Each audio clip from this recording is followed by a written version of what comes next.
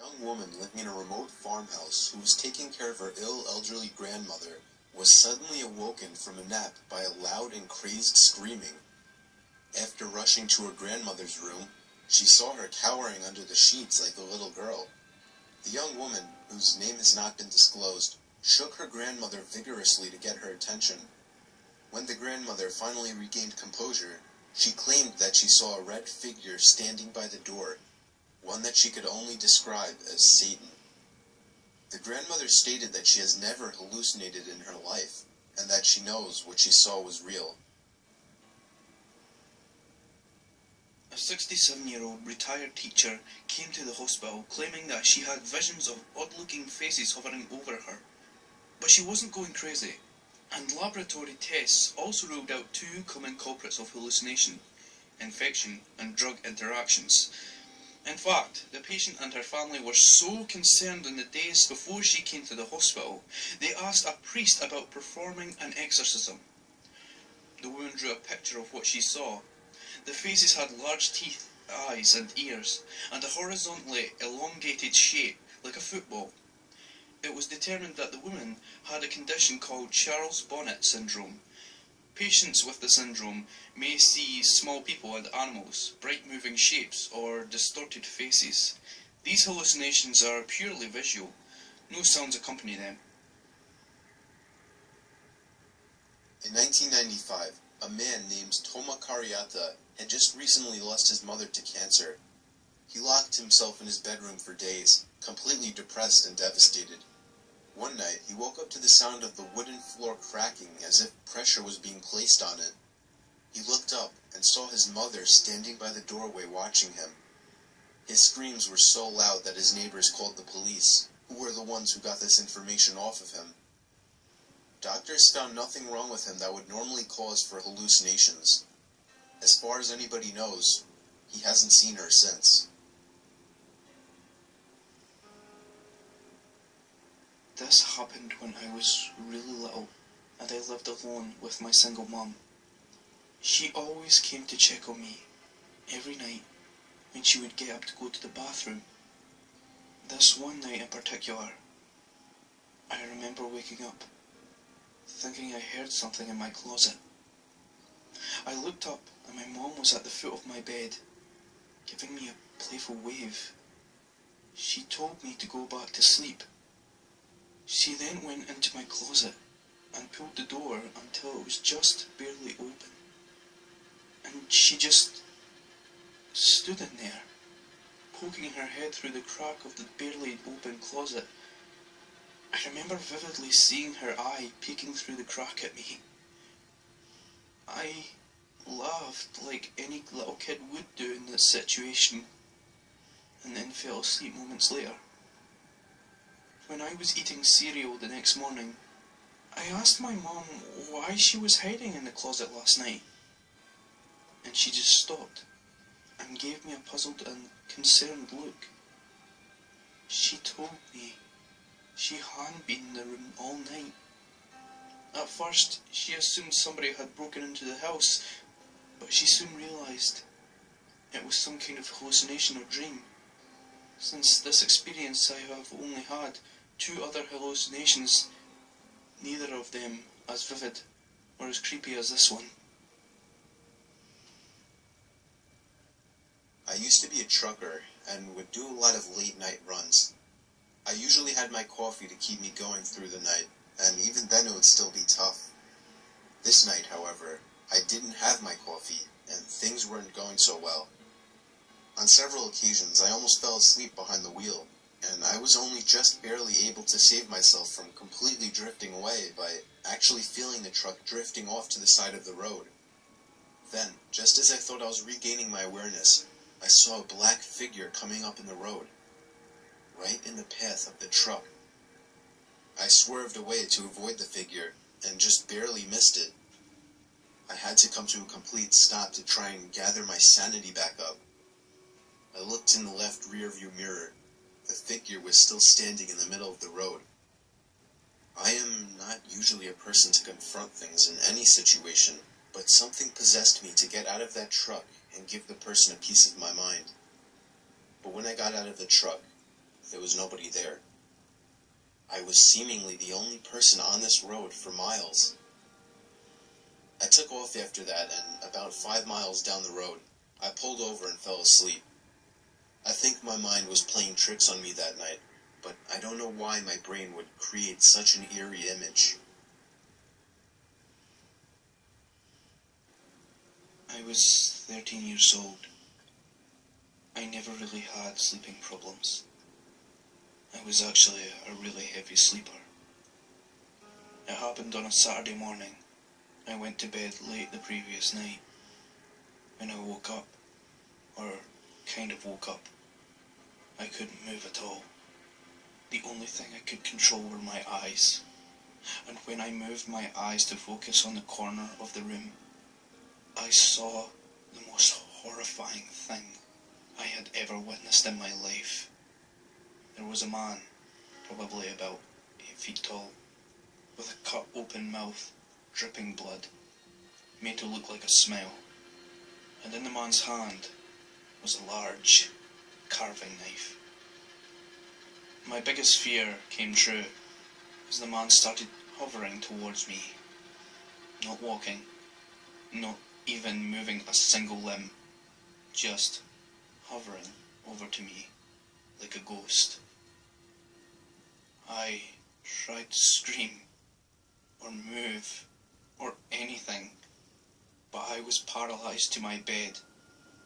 The man reached the edge of my bed, inches away from my face. For the first time, he moved his arm up, the arm with the knife. He raised the knife up to the ceiling, and I knew what was going to happen next. I closed my eyes, the only thing I could physically do, and waited for it to happen. But as I lay there for probably 30 seconds unharmed, I opened my eyes back up. The man was gone, and then I realised I could move. I got out of bed and ran to explain what happened to my parents. They immediately seemed to understand and explained that I had just experienced sleep paralysis. I don't know why I hallucinated something so horrific, but the fear was genuine, and I can still remember the man's face today.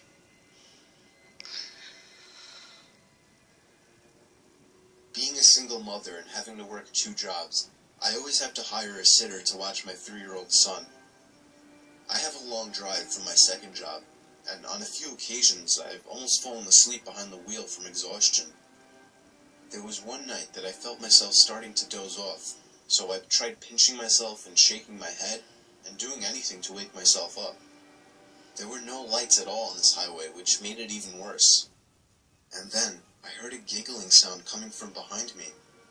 I looked in the mirror and saw my 3-year-old looking at me in the back seat.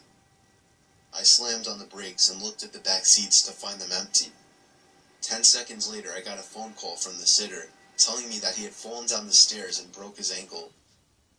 I was fully awake after that and sped home. To this day, I still believe because of this that mothers have some kind of sixth sense when it comes to their children.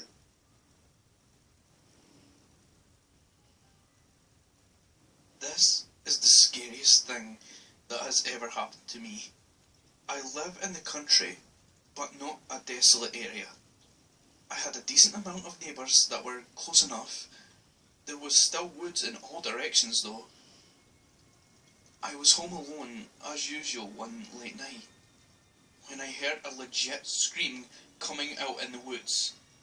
I went outside into my backyard with a flashlight, just to take a look through the trees.